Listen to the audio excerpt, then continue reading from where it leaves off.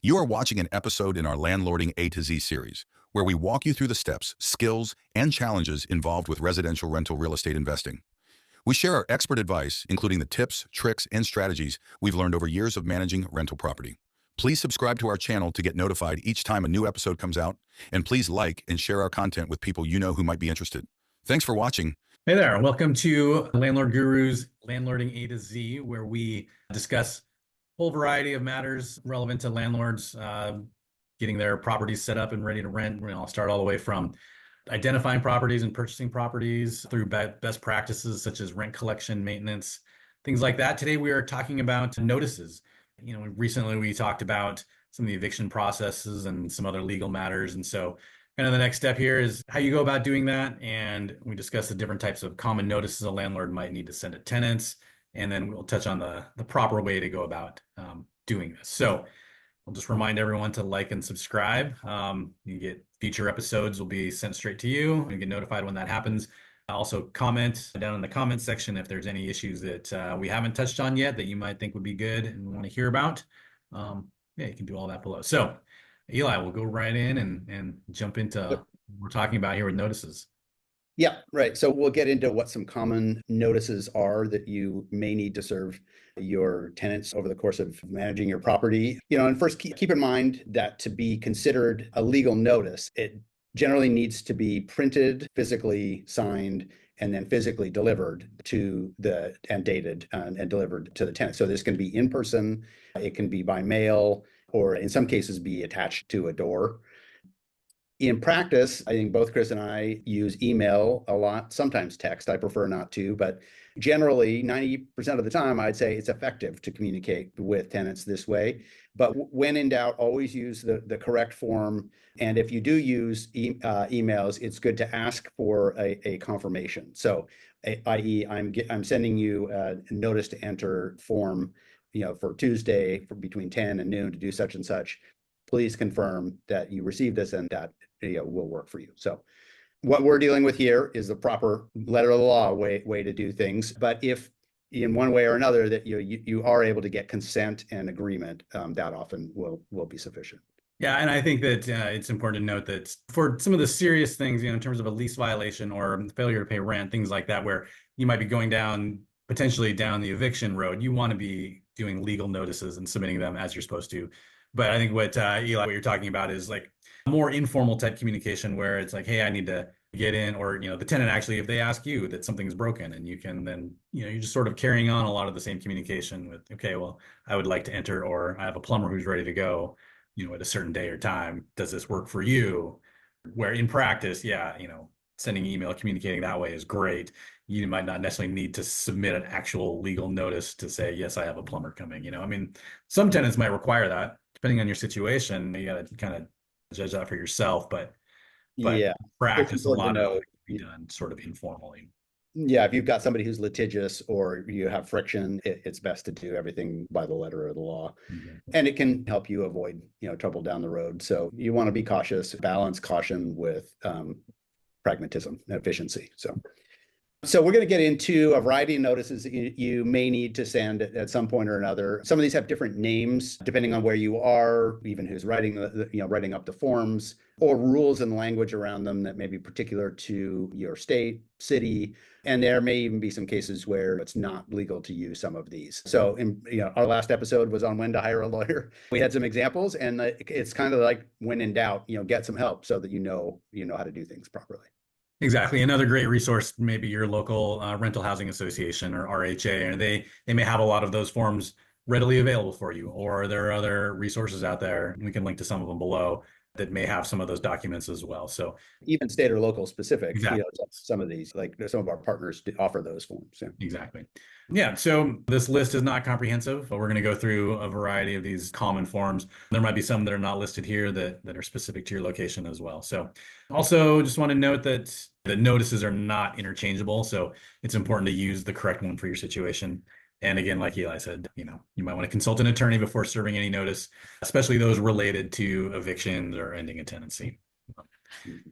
So the first one here that I will talk about is a notice to enter. And again, oftentimes, like Eli was saying, we might do this via email just because it's relatively informal, but if you do need to issue a formal notice to enter for whatever reason, this is what we're going to talk about. There are times when, as a landlord, you need to access the rental, for example, like inspections or maintenance, or if the tenant is already given you notice they're moving out, that you want to start showing it to prospective tenants. You can't just enter whenever you please. So you do need to provide proper notice, and in practice, you got to have the tenant's consent as well. In terms of, you can give them notice, I'd say I want to get in, on a specific date and time. They might push back and say, well, not that time, that doesn't work. So they can request and reschedule if the time doesn't work for them, but they can't do so unreasonably. So they can't keep saying no, no, no, no, no. If you keep giving them advance notice, they need to allow you in at some point. So if they continue to refuse access, maybe a different notice, like a 10-day comply or vacate, is going to be what you need. And we'll talk about that a little bit later. And then there are exceptions for things, emergencies, for things like a fire or a water leak, where no, you don't need to give a notice to go in and put out a fire. You just go do it. So yeah. And then again, with this notice, you got to give advance notice, usually 1 day for showing to a renter or a contractor, 2 days notice for repairs or maintenance. But again, that might vary based on where you are. Right, and that overlaps with the next one, which is the notice of repairs, which will document to tenants when there's going to be work happening at the property and or in their unit, where access to their unit may be required, interruption to water or power, or elements of the property may be disrupted. So this is the form that the notice of repairs is a form to document what's happening, when it's going to be happening, and where it can last over a couple of days. And generally the time frame is the same. It's usually a 48-hour notice window. You need to give people that much time so that it gives them time to prepare. In practice, it's good to give them as much time to prepare and then remind them around 48 hours. Yeah, so. Exactly. And the next one is a notice to pay or vacate, which is usually a 14-day period. So this is when a tenant has failed to pay rent or a utility fee or something else that is due. You provide this notice, which says you need to pay what is owed, or you need to move out within 14 days. Again, I think the term on this does vary. Some places it can be as short a period as 3 days, or as long as 14, which is, I think, more probably the average. And the language there and the meaning there is that if they don't either pay or move out, then they face eviction beyond that. You got to make sure here that you adhere to the local laws. So one of those times you might want to hire an attorney, consult with an attorney, as if somebody has started failing to pay, and you want to know exactly how to conduct yourself in order to get that done. So exactly, yeah. And then depending on where you are, you may have a mandatory grace period before you can issue that notice as well. Sometimes 3 to 5 days. Yeah. But yeah, check your local laws. And along those same lines, the next notice here is a notice to comply or vacate, or sometimes it's called a notice to cure or vacate, and that's often for 10 days. So this is related to non-rent related lease violations. And we talked about this in a different episode about pets or smoking or other hazardous conditions. You want to give them this notice so that they can fix that problem, whether that's getting rid of their pet or cleaning whatever they need to clean, or taking care of what other lease violation they've got. So it's often a 10-day notice to comply or vacate. So, in this case, we give them a 10-day time frame to comply with the lease terms before they start facing eviction proceedings.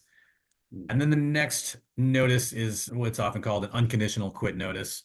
Sometimes you'll see a 3-day notice to quit for waste or nuisance, but this is what's generally considered the most serious kind of notice. With the 3-day notice, there's really no opportunity for the tenant to correct that lease violation. So this really only is going to be valid when there's the most serious lease violations, or if there's illegal activity or imminent danger, things like that. So again, this is going to have very specific guidelines, and the rules are going to really vary from state to state and location to location. Because you're giving them only 3 days to figure that out, which is usually not enough time. So maybe that would be a particular time where you would want to consult an attorney. That's a kind of you're done, you're out type of notice. So it really is only for use in very serious conditions where it's not for missed rent or anything like that. Yeah, any interpersonal conflict or Okay, so the next notice is a rent increase notice. Now we're getting into kind of the routine notices that are just part of managing your rental. So this is when we are letting a tenant, an existing tenant, know that the rent is going to be going up. Usually it coincides with kind of a new lease term. So the 1 year first initial lease term is up. Hey, I'm giving you 30 to 60 days is the most common, but here in Seattle, we have to give 180 days notice that at the end of this lease term, your rental rate is going to go up by X amount. And often, I should say, this goes along with an offer of another lease term. So a lease extension and rent increase notice, those could be separated or they could be all together. I think it makes most sense generally when they're done together because they get executed together. They're not separate things. So. The next one is a non-renewal notice. So there may be times when you have an existing tenant that you decide that you, for one reason or another, do not want to have them continue living at the property after their current lease term is up, after it expires. It could be because you've had problems with them. It could be because you want to remodel it. It could be because you want to move in, all kinds of things. But in a growing number of cities, they have now have what's called just clause, lease termination. So you have to have a reason, is what that comes down to. And I was just looking at it for Portland. After the initial 12-month lease, once they're beyond the 12 months, you have to have one of these reasons. You're moving in, they haven't paid the rent, there are reasons. You need to know what those laws are in your jurisdiction. And neither Seattle nor Portland can you terminate at the end of a fixed term lease just because you want to. So.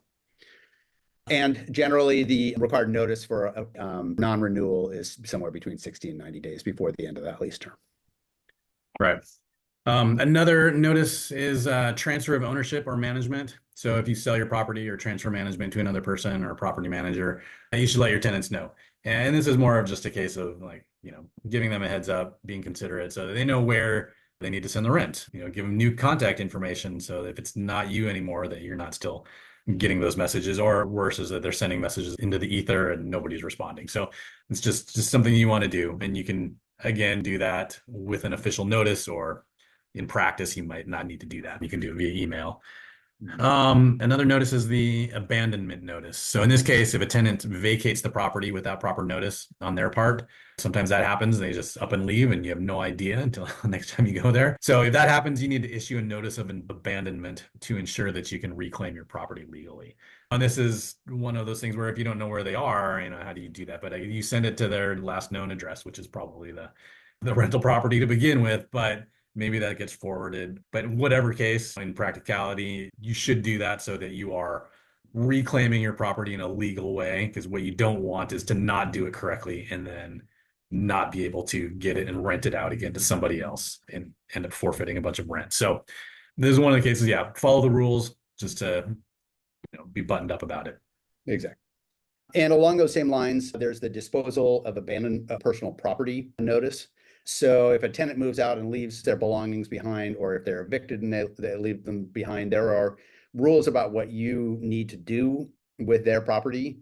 And generally, you'll need to store it for a period of time. This notice will tell them, hey, I'm storing your property. Here's where it's stored. Here's what you need to do to get it back. And here's the period of time that you have in order to do these things so that you can get your property back. And a notice of abandonment is necessary to let them know what your intentions are and what they need to do. Exactly. Okay, so that's kind of our list of common notices. It's not exhaustive. There are others. So we'll go quickly into how to serve a notice. Know, for example, your local guidelines on the specifics of how long a period you can set for a pay or vacate, for example. Know that stuff up front. Make sure you have all the required language on notices. In some cases, you may be required to include statements in a notice informing a tenant of their rights or resources available to them. And, that'll be a local law thing. So you need to be on top of that. Exactly. You also need to know how to calculate the proper number of days. And so this comes into play with all these notices, or a 3-day notice, or a 10-day notice, or a 14-day notice. But it's important to know when you start counting those days. So the day that you deliver that service is usually considered day 0. If you have to mail the letter, oftentimes you'll see that you got to add another day, so that the day that you start counting is after they receive the notice. And then you can begin the countdown of days. If it's a 14-day pay or vacate. It's not 14 days from the moment you create the notice or give them that notice. You know, it's a minor thing, but again, you got to do it properly if you want it to stand in the courts. So know how to do that. Next, complete your paperwork completely, complete it accurately. Make sure you got all the information. We talked about some of that before, what needs to be on these notices. So make sure you do that correctly. Yeah, and you must attempt to personally serve your tenant a notice. I think mail counts there as well, Chris, right? As long as you I think what best practices is try and do it in person, and you in want person, yeah. to do each adult that's on the lease. Yeah, yeah. I know our rental housing association here in Seattle gives guidance on, if they go to the door, knock on the door, put a copy in each adult's hand, yeah, literally in their hand, and if not, you can put it on the door. Right. So that is the most diligent way of doing it, and is what you should try to do, especially when it's a really weighty, question if somebody's going to be evicted or that type of thing. So. And then you go ahead and you can complete the declaration of service. So this is a form that you fill out on your own that just documents how you serve the notice, the date, the time, the location, to whom. Keep a copy of that and the copy of the notice. And in cases of eviction, follow the legal requirements for providing notice and seeking a court order for the tenant to vacate the property. Make sure you follow all the steps. If that's what you're getting to as an eviction, do it properly. Exactly. Yeah, because if you don't do it properly, then the courts have, depending on where you are, some of them might not be as landlord friendly, and they're going to look for any opportunity where you may not have done it correctly, and that is grounds to basically start over again. Right. Yep. So let's see, Chris, I think we're down to our last few moments here. What's our takeaway? Okay, so to wrap up, I guess we'll just reiterate, make sure you know the rules around taking actions with your tenants.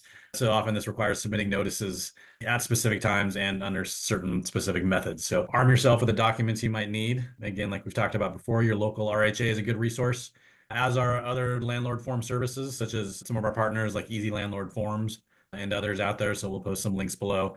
And again, when in doubt, you can always consult an attorney to help guide you. So check out previous episode if you want to learn more about that.